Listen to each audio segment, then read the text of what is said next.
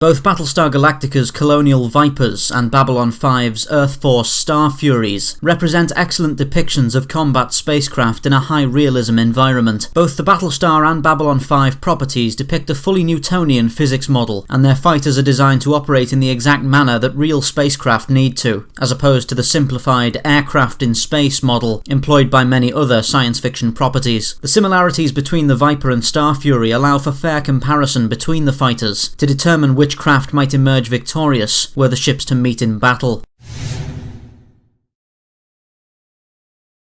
As famously stated in Newton's first law, an object in motion remains in motion unless acted upon by an outside force. Given that no natural atmospheric resistances exist in space to slow a fighter should it cease to burn its engines, extensive opportunities are opened for extreme fuel and engine efficiency in flight, and this is depicted perfectly in both Babylon 5 and Battlestar Galactica. The Starfury Aurora is possibly the most plausible high-realism fighter in science fiction, featuring multiple engines of similar power, fixed in all directions to arrest the fighter's acceleration in 3 dimensions. This allows the craft to take full advantage of the theatre of war in which it operates, firing its thrusters only as needed to change its heading or build acceleration on a particular vector, cutting its thrust entirely once its journey is underway. As a result of this, the direction in which the fighter and pilot are facing does not need to correspond with the direction in which the ship is travelling, allowing for a wide variety of complex manoeuvres, ideal for strafing larger ships or outrunning pursuing craft. All of this is also true for Battlestar Galactica's Viper, and the use of these maneuvers has become a visual staple of the series. One primary difference can be noted between the craft, however, where the Starfury features multiple full-sized particle engines arranged in multiple directions. The Viper makes use of a single array of powerful aft-mounted engines and relies on reaction control thrusters to arrest acceleration and change direction. This is perhaps more realistic overall, as the installation of multiple full-sized engines onto a small fighter craft could be seen as implausible given the limited space for fuel and components, but it does result in the Viper taking far longer to bring itself to a relative stop or change its direction without substantial drift. This is far less of an issue for the Viper than it would be for many other craft, however, as the fighter is incredibly small, a mere 8.4 meters in length, and weighs very little compared to other fighter craft. This places the ship's thrust-to-weight ratio firmly in its favour, allowing the RCS systems to exert substantial thrust on the Viper, though naturally less so than the Starfury's particle engines, and for the Viper's main engines to accelerate the vessel incredibly quickly, far more quickly than the Starfury.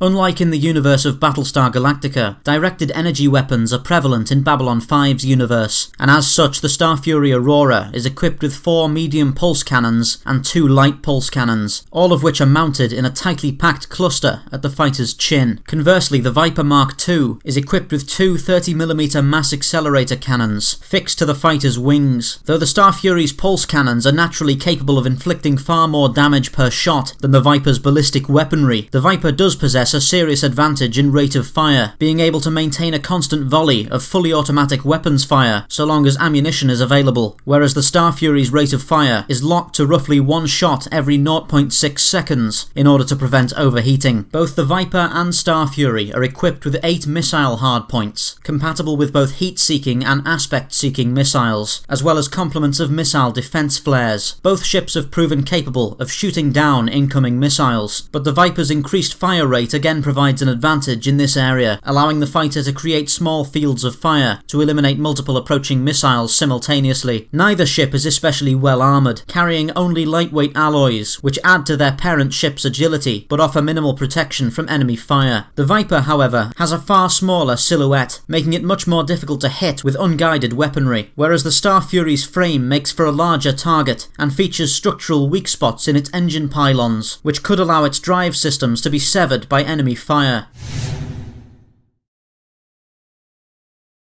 It should be noted that the Starfury Aurora is completely incapable of atmospheric flight, sacrificing wings and control surfaces in favour of its iconic engine layout, which in turn provides the fighter with its deadly manoeuvrability in space. The Viper Mark II is capable of atmospheric flight, but performs extremely poorly in this environment, only being able to perform simple ground attack strafing runs or basic missile combat. The ship's small wings provide limited lift, and the majority of the combat manoeuvres for which the fighter is designed are unavailable within a planet's atmosphere. The reactor used to power the Starfury has been known to irradiate the cockpit should it suffer damage, posing a lethal risk to its pilot, but it should be noted that any dogfight between the Viper and Starfury would most likely be very short, ending long before the pilot could be incapacitated by radiation. The Starfury's entire cockpit module can be detached as an escape pod, allowing the pilot to separate themselves from the engine assembly and escape harm should his or her fighter suffer catastrophic damage. The Viper Mark II does not possess this ability, instead carrying a standard ejection seat and relying on its pilot's vacuum suit to sustain them until rescue. The Viper Mark II and Starfury Aurora are extremely well matched, and a single engagement between them could never determine the superiority of one vessel over the other, as factors like pilot skill, environment and simple luck could easily turn the tide of the engagement. The primary example of this is seen in the ship's weapons systems. The Starfury will likely have far more difficulty hitting a small target with its slower semi-automatic cannons, but should it land a single hit successfully, the blast would almost certainly shear clean through the Colonial Viper, destroying the vessel completely. Conversely, the Viper could not destroy the Starfury in a single hit, but a volley of ballistic weapons fire from close range could easily sever the Starfury's engine pylons or kill its pilot. The defining factor of this battle would be manoeuvrability in space, and while the Viper does perform exceptionally in this regard, the Starfury performs even more so, able to adjust its direction at speeds only limited by the endurance of its pilot's body, and arrest its momentum far more quickly than the Viper's RCS system is capable of. Outside of a planet's atmosphere, the Starfury's mobility is superior to that of the Viper, and this advantage would prove vital in a battle between them, as the Starfury would likely require a far greater number of attack runs before landing a hit than the Viper would. In conclusion, it seems that the majority of engagements between these two fighters would result in a victory for the Earthforce Starfury, though the ship would likely suffer damage in most battles, potentially breaching its reactor or wounding its pilot. The fighter's incredible agility would provide the necessary window to strike the target with its energy weapons and destroy it completely. The Viper would no doubt be capable of destroying the Starfury in some engagements, and consistently if piloted with superior skill, but the fighter's drift when arresting momentum and extremely small frame leaves the ship simply unable to survive its enemy's weapons, and for the average pilot, the Starfury would prove to be an insurmountable opponent.